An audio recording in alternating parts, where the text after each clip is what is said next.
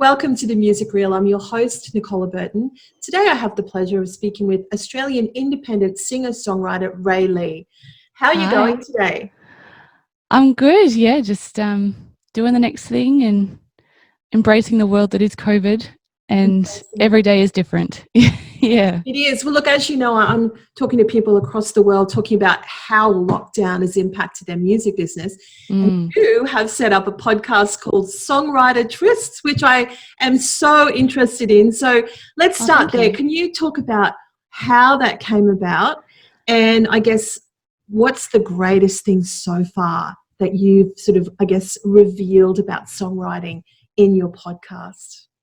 Oh, wow. The greatest thing I've revealed. I think something new comes out of every podcast. Every person I talk to, I'm essentially researching and learning every time I speak to someone. And that's where the conversation of the podcast goes, is I've only just started releasing music this year. But I'm just trying to absorb as much information from that person's experience.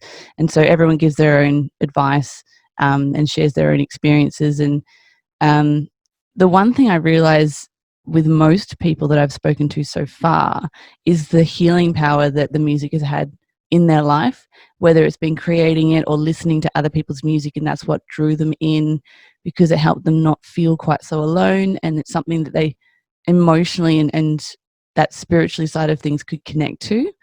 And then that's what drives the passion to be a songwriter or be in that world, because of that connection that they've experienced, which is really similar to my experience in the power of music. So that's been really beautiful to be able to speak to other artists and creatives around what it is that got them into it. And that's what I'm really interested in as well, because music saved my life essentially.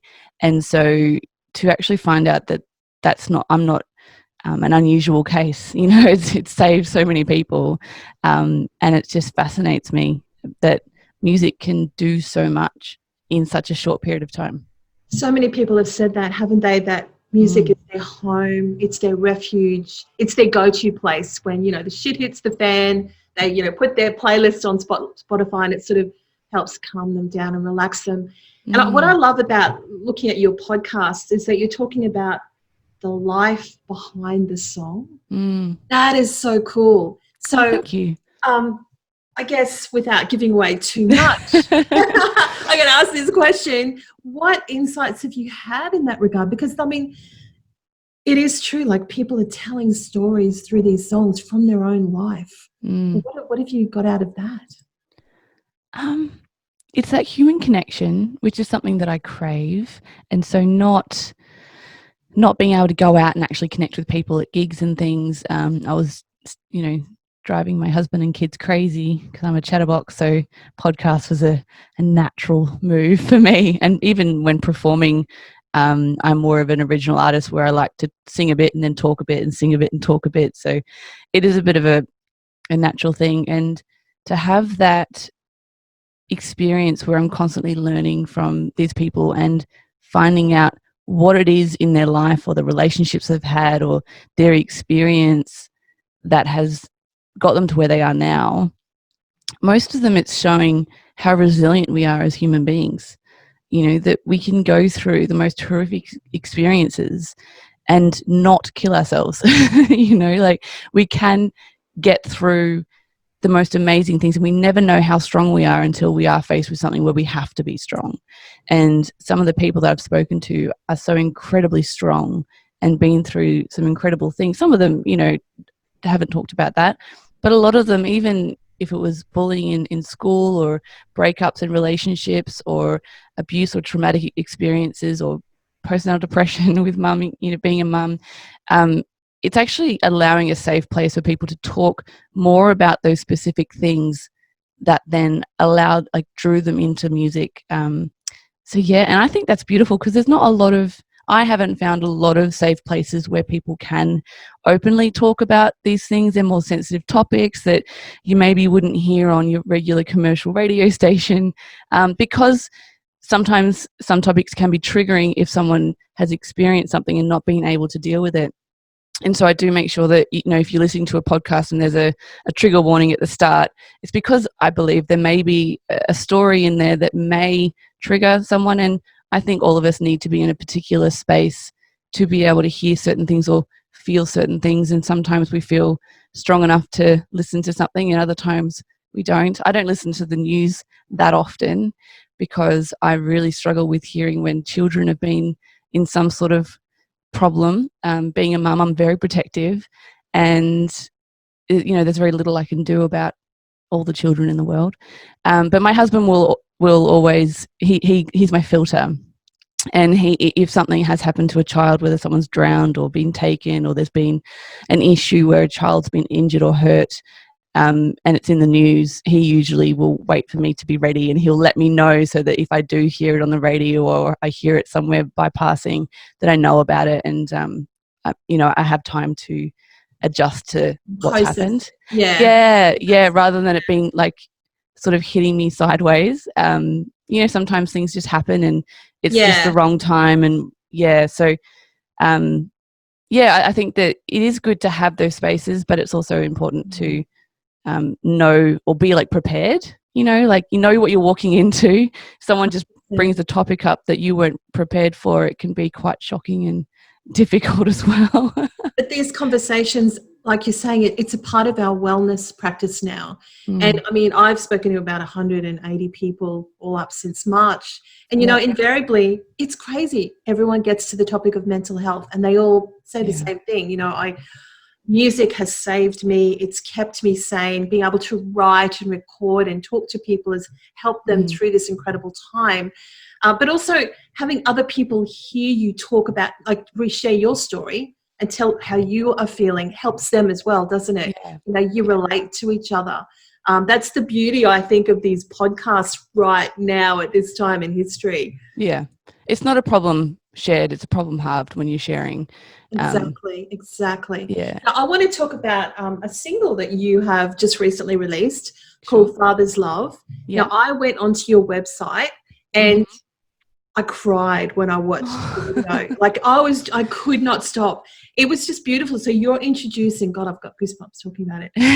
You're introducing it. And then your father comes on and he shares his wisdom. And because my dad passed away 2 years ago, I'm thinking, I would have just loved to have been able to video him saying the same thing. Like, what a beautiful legacy you've just created. How does he feel about the song? Well, I played it for him in this room, actually, right where I am now. I had my piano in here for his 70th birthday, which was a few years ago. And it was just like, we've had some ups and downs. I don't think any parent-child relationship is perfect. And maybe becoming a parent helps you realize that. But it was my dedication, I guess, to him to honor him as my father and let him know that I love him, and that no matter what's happened within my childhood or, and his life and the experiences we've had in our relationship together, that the fact that he is my father and that he does love me. And I'm so honored, just the fact that he has tried the best that he could given his circumstances. And I think that is what a father is. And so it was a really simple, sweet song that I'd written for him, and he loved it. And I did a little video recording, and it happened to be probably the most watched video that I've ever put on Facebook. And he said afterwards, you should record that. I think it'll really touch some people's hearts. And he's a pastor and quite spiritually sensitive. He's also a Vietnam veteran and very emotionally quiet, like most men. So, and I only started releasing music this year. And so it was one of the songs that I did record, and I thought I'll do it again and I'll release it for his birthday this year, which I did. It's the 19th of August. And I haven't done a huge publicity push or anything like that. It was more about honoring my dad, and then through that also honoring all men who are fathers, because there's been, especially with a lot of the domestic violence awareness that is out there, that is definitely needed. I think it's also put a lot of fear, and it's also good to acknowledge that there are good men in the world who rock up every day very thanklessly, and be fathers and do what they need to do to protect their families and provide. And, not saying that the women's don't also do that. We both have roles to play. But I thought it was a nice way of just honoring those men out there that are doing a good job, and remembering that, there are good men in the world, and they deserve the kudos and the pat on the back and the recognition. And we get to do that on Father's Day as well, which is coming up. So that's exciting as well. Well, it's beautiful because it is, once again, the power of music, the power of the song, the power of the lyrics. And I think you've got people all over Australia wanting your dad, wanting to your dad, because his voice of wisdom was just perfect to have as the introduction to the song. So, kudos to you. I'm so excited to have watched it, and I hope that, when you actually start the push, that radio starts playing it. It's a great song. Well done. I actually have a 30-minute, I interviewed him for 30 minutes. So I have 30 minutes of his wisdoms around men and fatherhood and his dad. And so I am planning on putting that together, and I'll release it probably before Father's Day. But perfect. It is a nice thing to have. I think if you have a parent and they're still alive, to be able to have those moments captured, like you said, I'll have that forever, and they're not getting any younger, and And you kind of like, the wisdom is something that you want to keep with you forever. So I think that's a wonderful project. Now, we met recently on a Women in Music panel hosted by Jodie Joy, and I was interested. I was talking about how hard it was to get photographs. Yeah.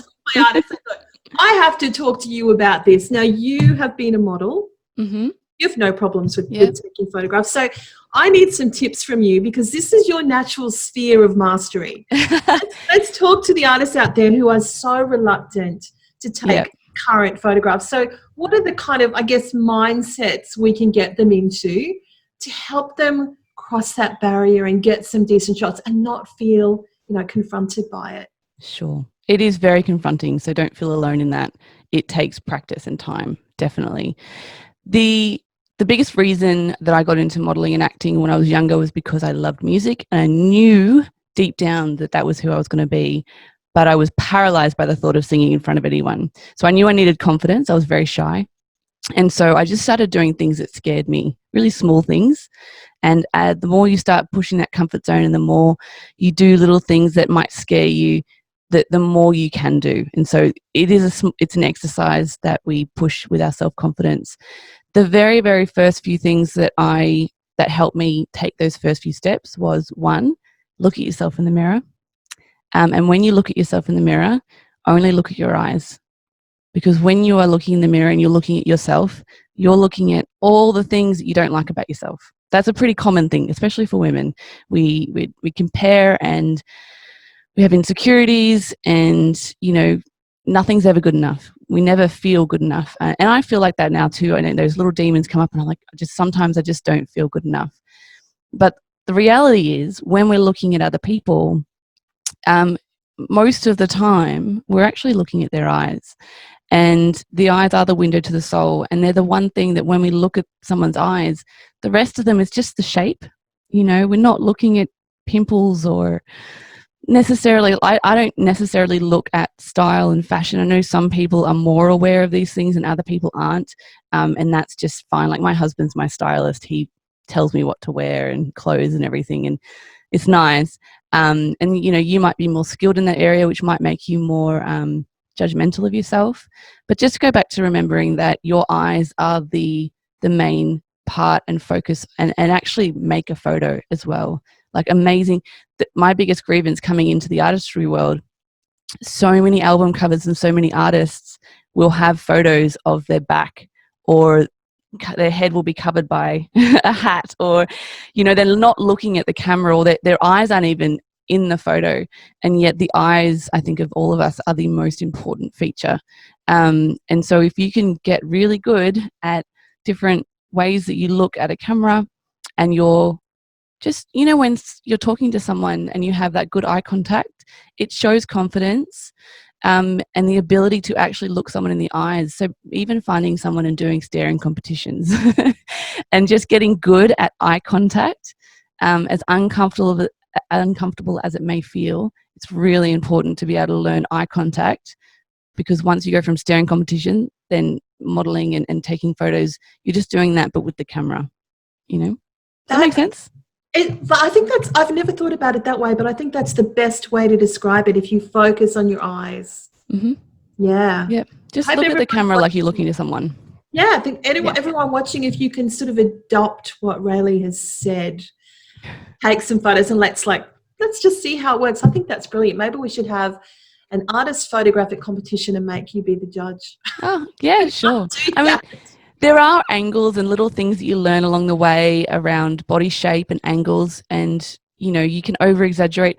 I think some of that, like, it's different if I'm taking a photo for my artwork or if I'm taking a photo for acting, for example, which is more lifelike, more actiony versus high fashion modeling, which I've also done. And so that's when you do have your exaggerated angles, and it's all about making clothing look good and you looking as thin as possible, things like that. So there are definitely like your fashion shoots, and then there's your lifestyle shoots. And I think with art and music, we're looking for a relatable photo that is still your best photo and your best angles and all that sort of stuff. But your eye contact, that's how people are going to get to know you. Well, look, I love it. An online course is coming up very soon, taking you all through it. I never thought about being an expert in it, but I have been doing it for a long time. I think, look, it really helps to hear from someone who's actually gone through it themselves. And as a musician, you understand how confrontational it is. So thank you so much for that. And no problem, thank you so much for talking to me today, because I think it's so great that you've opened up this conversation about songwriting and created this space for people to share the stories and the life behind the song. So I'm really keen to see who you're going to be talking to next. Great. I've got lots of people coming up, but anyone can apply to be on the show. If you've got released music, that's kind of my base level of I need music that I can also present and promote as a part of the artist.